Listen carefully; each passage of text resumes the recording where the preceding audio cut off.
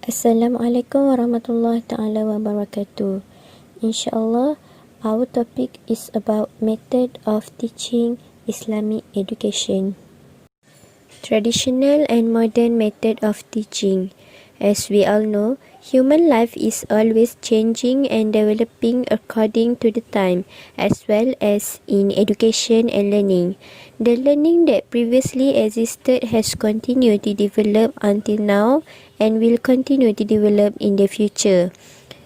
If in the past we were familiar with behavioristic learning theory as classical traditional learning, nowadays we are familiar with contemporary learning theory or learning theory used in this modern era. In this presentation, we will see the difference about the traditional and modern of method teaching Islamic education.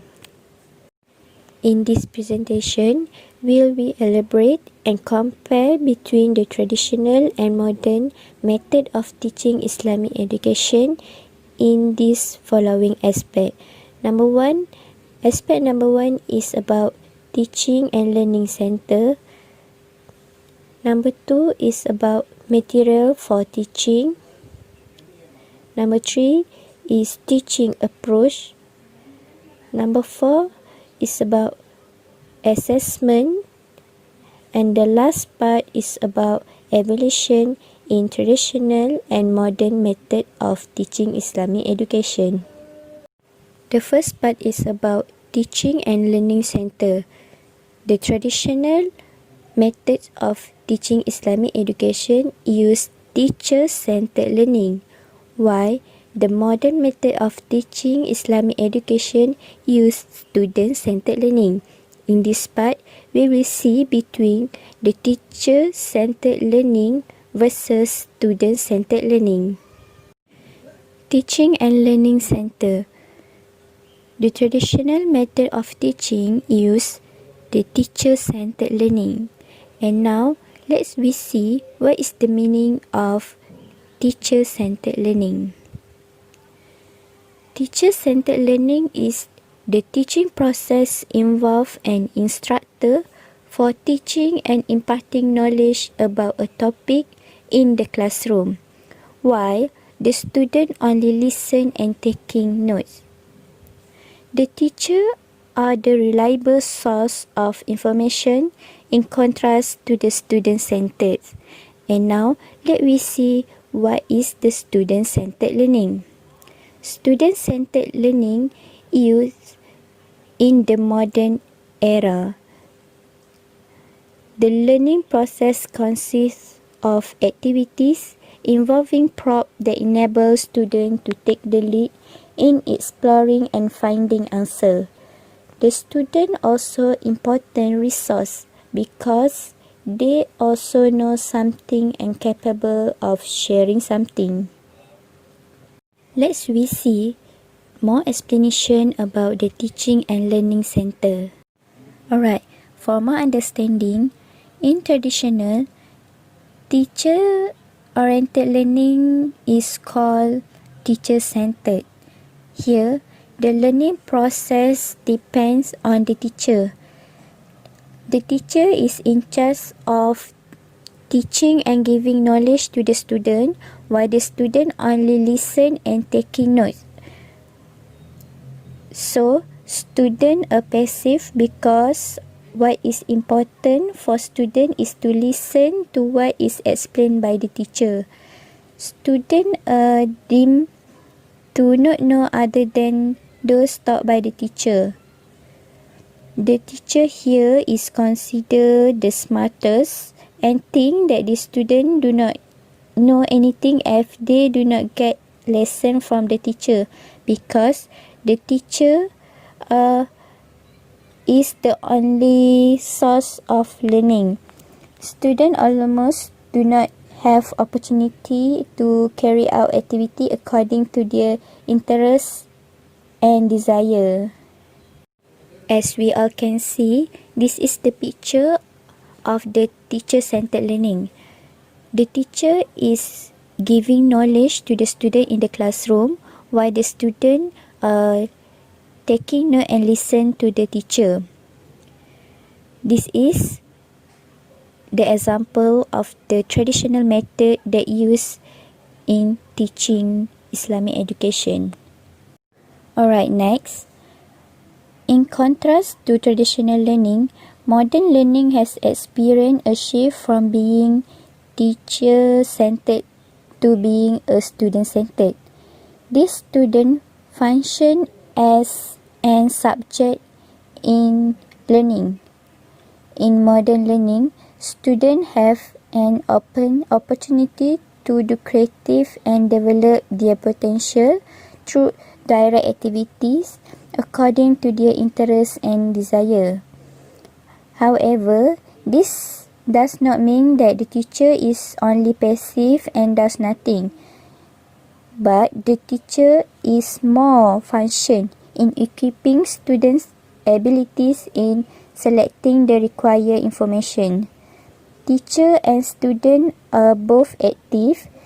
Student actively construct knowledge and the teacher act as a facilitator who guides the student so that the teaching and learning activity become more uninterrupted and interactive. For example of the student-centered learning, the teacher gives a task for a group of students to make a presentation about a topic, and then the student need to brainstorm their idea to make the classroom more interactive. They can do anything they want. They can do what activity they want so that the classroom will be more interactive with their idea. The teacher here as a facilitator to guide the student and correct them if the student do something wrong. Thus, it clearly shows that the difference between the teacher-centered learning and the student-centered learning. Okay, next I will proceed to the next point, which is a material. The material that we use in a traditional method is a single media, and in the modern method, which is a multimedia. Single media versus multimedia. Okay, so material for teaching. For the traditional method, which is a single media, the traditional method, the material that used is a single media. This media used in the learning process using only one tool and methods.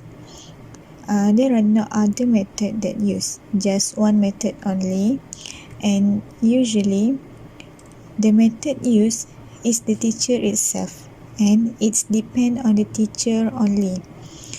Means that all the information or knowledge depends on the teacher itself. So the teacher need to know everything so that he or she can share the knowledge or information to the student.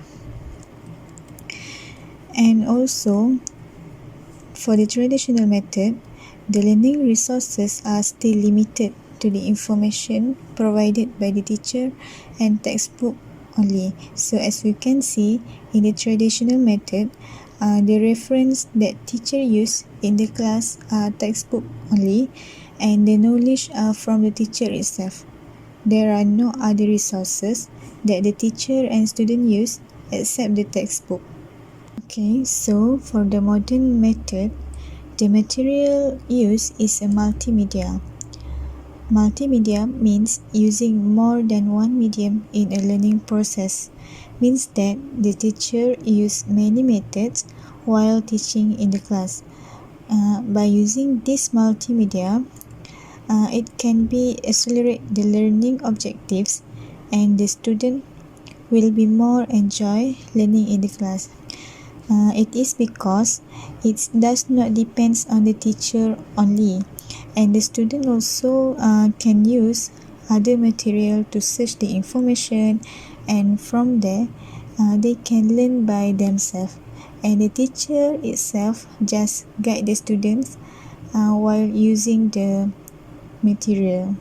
Rather than the textbook as a source, the teacher and the students also can access the information from the magazine, internet, television, and others.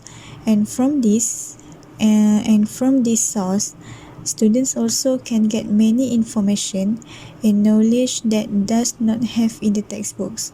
So the learning resources are not limited to the textbook only.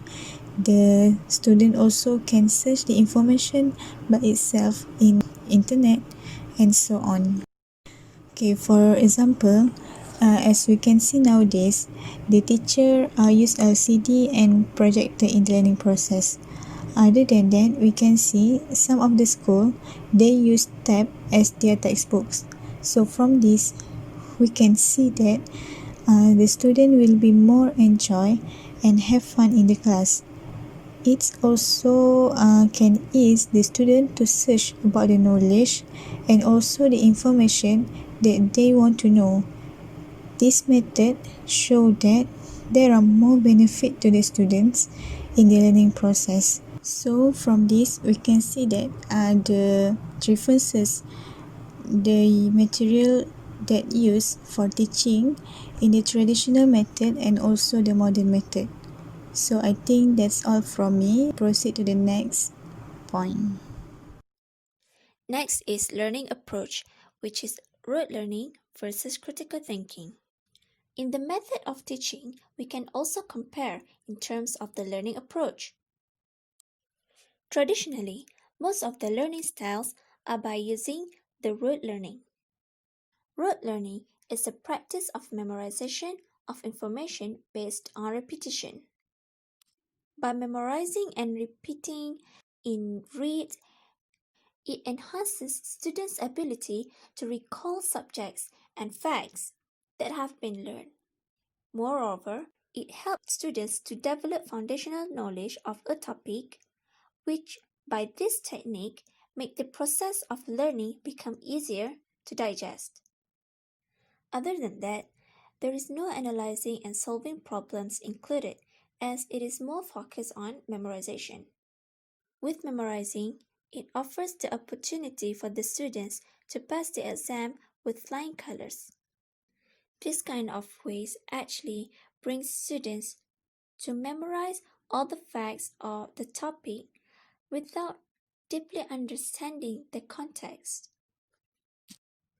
There are some subjects which use the rote learning. For examples, the memorization of the multiplication table, learning languages, and history. In the terms of rote learning in Islamic education, one of the examples is memorizing the verses of Al-Quran, but without deeply understanding the meaning of the verses.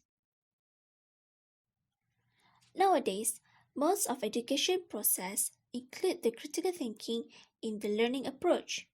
Critical thinking is cognitive skills which practice thinking about any subjects, contents, and problems, in which the thinker improves his or her thinking as well as enhances the knowledge by skillfully analyzing, synthesizing, and solving problems. This way of learning invites students to explore and distinguish, evaluate, as well as relate what they have learned to the current content, situation, and environment, which also makes students capable to proving true and relevant thinking. In the terms of teaching Islam education, there are some examples of critical thinking that can be implemented in the learning process. For example, by asking the students for their opinion, wisdoms, or what they have learned on certain subjects, such as in the history of the Prophet or praying. So, to conclude, the traditional method in teaching is rote learning, which is acquiring knowledge by memorization, while in this era, the teaching process methods includes critical thinking skills by analyzing and solving problems. The next point is assessment. Traditional method teaching using isolated work for the assessment, while modern method teaching using collaborative or cooperation work. So, what is isolated work?